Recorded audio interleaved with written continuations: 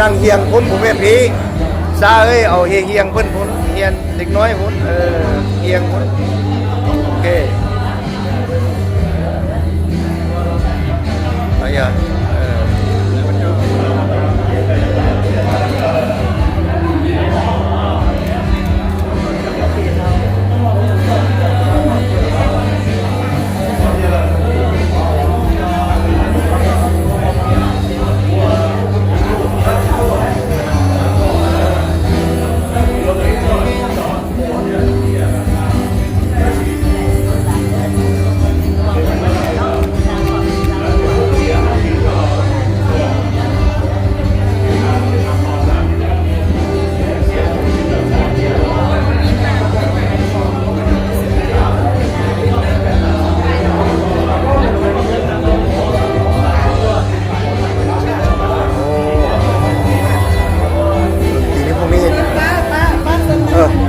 นั่งเฮียนไทยฮุกก่อนเอ้ยนั่งเฮียนไทยฮุกเพื่อนก่อนนักข่าวจะบ่าวกันได้เลยโอ้เตียนได้หรอเตียนยังโอเคใช่แล้วนะเฮ้ยยังไม่เฮ้ยไทยฮุกก่อนเฮ้ยใช่แล้วเจ้าสาวเปิดเก็บจะบ่าวไปเลยบางเยี่ยมของเขาเนี่ยเยี่ยมเลย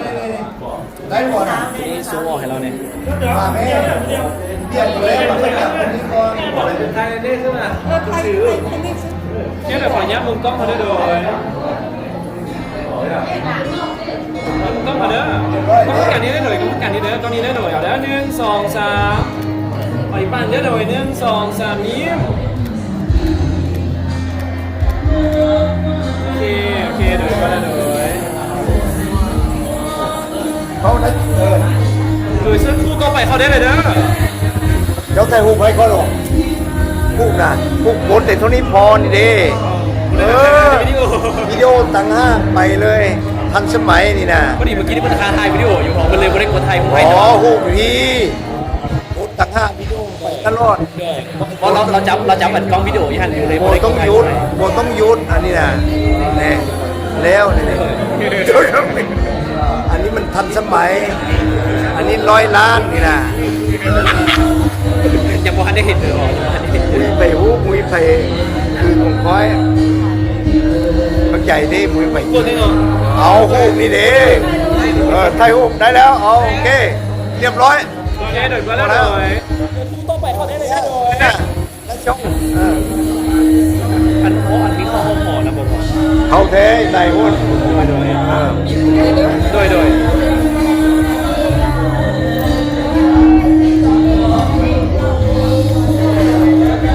อันนี้คือว่ามันจับชี้คือเรามันจิกโคตรตัวนี้มันบุกโคตรเวลา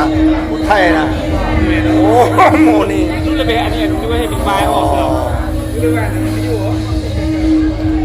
ดีโอให้มันไปตลอดแต่ว่าหูเจ้าโคตรลูกนี้มันมี2 ระบบไปพบการเอานั่งแม่โอเคคือเดี๋ยวขออนุญาตมุมกล้องให้ด้วยนะ1 2 3อีกวันโอเค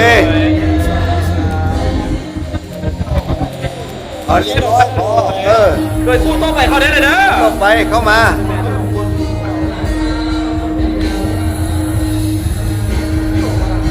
เนี่ยวิดีโอคุณแลนตลอดนี่นะก็จะเป็นคลิปอยู่ในยูทูบนั่นเลยนะก็จะเขาอย่างไหนมันจึงร้อยมันจึงในเรื่องไหนถูกยกคนเท่านี้พอ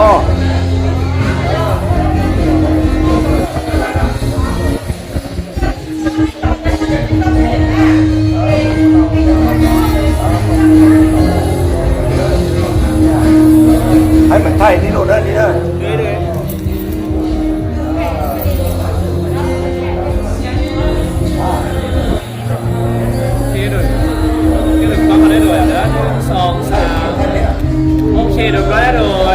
โดยเส้นคู่ต้องไปเข้าเลยเด้อ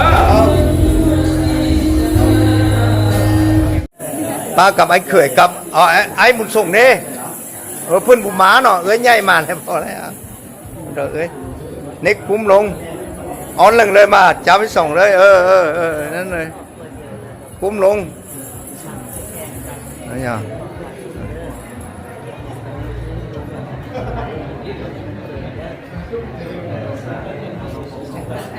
นี่เอาไว้อันนี้ก่อนอ่ะ คุณซุมมาแล้วก็ให้เอ้ยจับไว้เลยเอาให้เอาให้เอ้ยใหญ่พุ่นเลยไหมเอ้ยใหญ่เลยเอ้ยใหญ่เลยจับเอาเอ้ยจับเอาเลย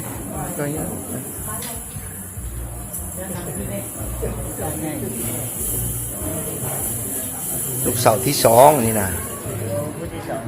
เอาแม่เนี่ยหมูได้เอาแม่มาวะเอ้ยโอ้แล้วจึงจีเอาไอ้นี่นั่นไปไม่กินแล้วนี่ก่อน